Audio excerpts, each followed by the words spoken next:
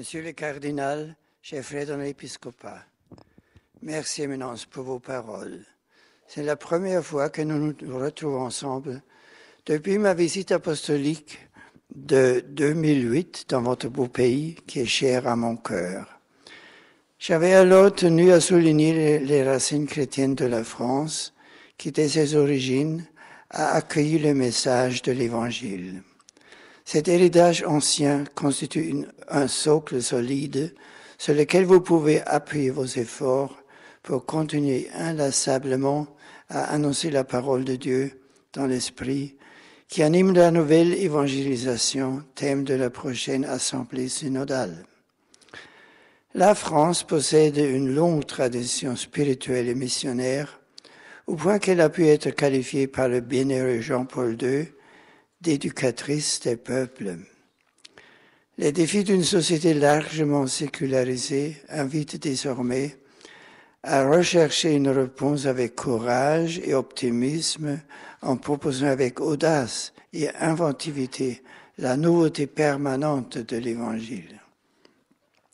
C'est dans cette perspective, pour stimuler les fidèles du monde entier, que j'ai proposé l'année de la foi, marquant par là le cinquantenaire de l'ouverture des travaux du Concile Vatican II.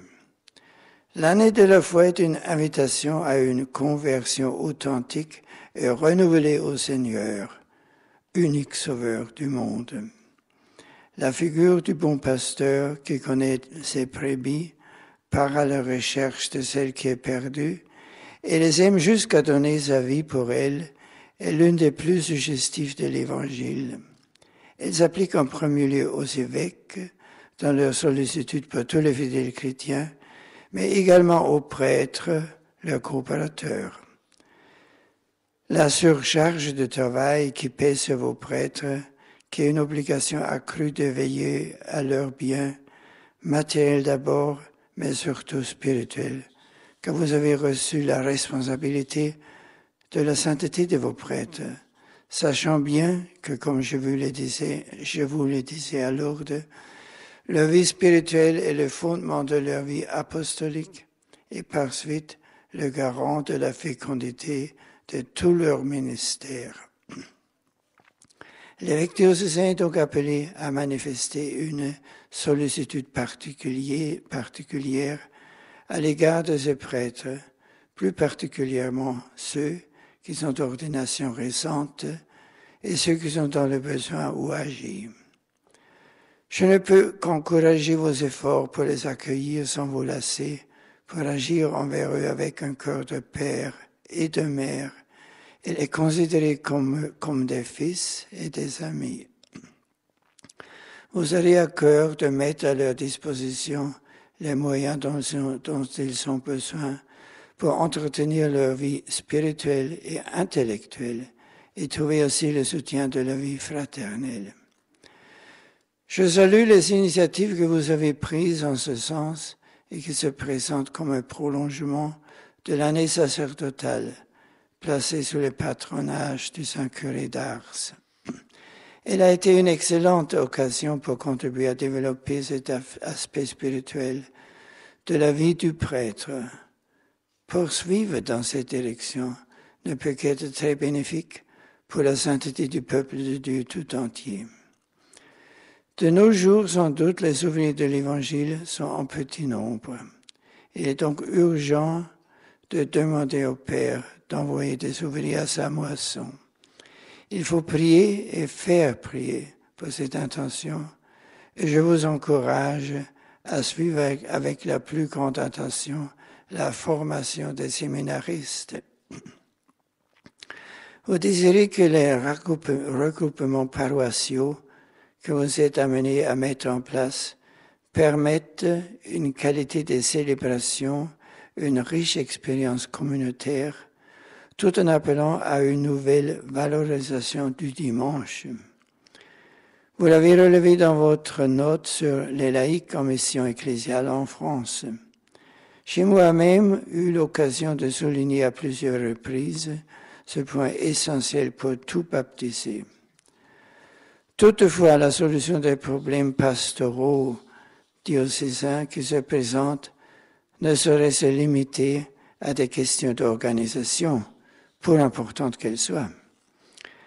Le risque existe de mettre l'accent sur la recherche de l'efficacité avec une sorte de bureaucratisation de la pastorale en se focalisant sur les structures, sur l'organisation et les programmes qui peuvent devenir autoréférentiels à usage exclusif des membres de ces structures. Celles-ci n'auraient alors que peu d'impact sur la vie des chrétiens éloignés de la pratique régulière. L'évangélisation demande en revanche de partir de la rencontre avec le Seigneur dans un dialogue établi dans la prière, puis de se concentrer sur le témoignage à donner afin d'aider nos contemporains à reconnaître et à redécouvrir les signes de la présence de Dieu. Je sais aussi qu'un peu partout dans votre pays, des temps d'adoration sont proposés aux fidèles. Je m'en réjouis profondément et vous encourage à faire du Christ présent dans l'Eucharistie la source et le sommet de la vie chrétienne. Il est donc nécessaire que dans les réorganisations pastorales soit toujours confirmée la fonction du prêtre qui en tant qu'elle est unie à l'ordre épiscopal, participe à l'autorité par laquelle le Christ lui-même construit, sanctifie et gouverne son corps. Je salue la générosité des laïcs appelés à participer à des offices et charges dans l'Église, faisant ainsi preuve d'une disponibilité dont celle-ci est profondément reconnaissante. Il convient cependant d'une part de rappeler que la tâche spécifique des fidèles laïcs est l'animation chrétienne des réalités temporelles au sein desquelles ils agissent de leur propre initiative et de façon autonome à la lumière de la foi et de l'enseignement de l'Église. Il est donc nécessaire de veiller au respect de la différence entre le sacerdoce commun de tous les fidèles et le sacerdoce universel de ceux qui ont ordonné au service de la communauté, différence qui n'est pas seulement de degré, mais de nature. D'autre part, on doit garder la fidélité au dépôt intégral de la foi telle qu'elle est enseignée par le magistère authentique et professée par toute l'Église. En effet, la profession de la foi elle-même est un acte personnel et en même temps communautaire, et l'Église est le premier sujet de la foi. Cette profession de foi trouve dans la liturgie la plus haute expression. Il est important que cette collaboration se situe toujours dans le cadre de la communion ecclésiale autour de l'évêque qui en est le garant, communion pour laquelle l'Église se manifeste comme une, sainte, catholique et apostolique. Vous célébrez cette année le 6e centenaire de la naissance de Jeanne d'Arc. J'ai souligné à son propos que l'un des aspects les plus originaux de la sainteté de cette jeune fille est précisément ce lien entre l'expérience mystique et la mission politique. Après les années de vie cachée et de maturation intérieure, s'en suivent 2 autres années de vie publique, brèves mais intenses, une année d'action, une année de passion. Vous avez en elle un modèle de sainteté laïque au service du bien commun. Je voudrais en outre souligner l'interdépendance existence entre l'essor de la personne et le développement de la société elle-même, du fait que la famille est le fondement de la vie sociale. Celle-ci est menacée en bien d'endroits par suite d'une conception de la nature humaine qui s'avère défectueuse. Défendre la vie et la famille dans la société n'est en rien rétrograde, mais plutôt prophétique, car cela revient à promouvoir des valeurs qui permettent le plein épanouissement de la personne humaine, créée à l'image et à la ressemblance de Dieu. Nous avons là un véritable défi à relever. En effet, le bien que l'Église et la société tout entière attendent du mariage et de la famille fondée sur lui est trop grand pour qu'on ne s'engage pas totalement dans ce domaine pastoral spécifique. Mariage et famille sont des institutions qui doivent être promues et garanties de tout équivoque possible quant à leur vérité, parce que tout dommage qui leur est causé constitue de fait une blessure pour la convivialité humaine comme telle. D'autre part, à l'évêque diocésain revient le devoir de défendre l'unité de l'Église tout entière dans la portion du peuple de Dieu qui lui est confiée, bien qu'en son sein s'expriment légitimement des sensibilités différentes qui méritent de faire l'objet d'une égale sollicitude pastorale.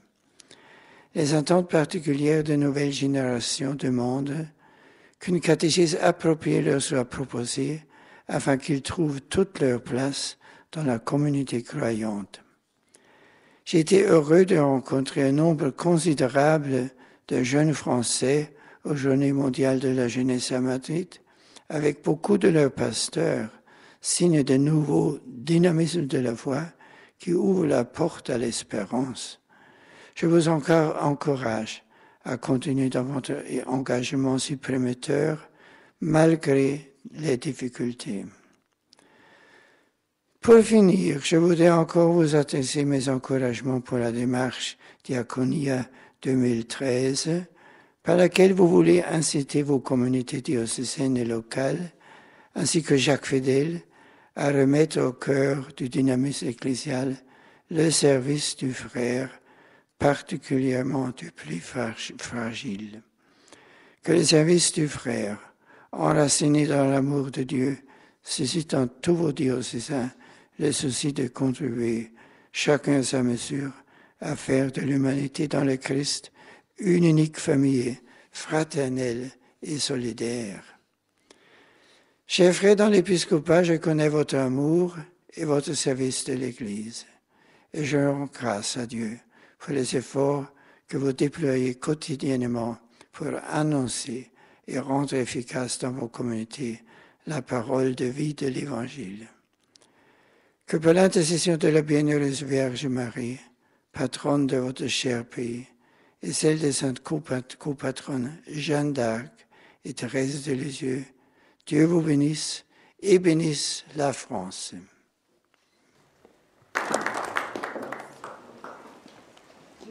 Domini benedictum, et nunc in seculum, Adiutorium nostrum in nomine Domini, qui fecit caelum et terra, benedicat vos omnipotens Deus, Pater et Filius et Spiritus Sanctus. Amen.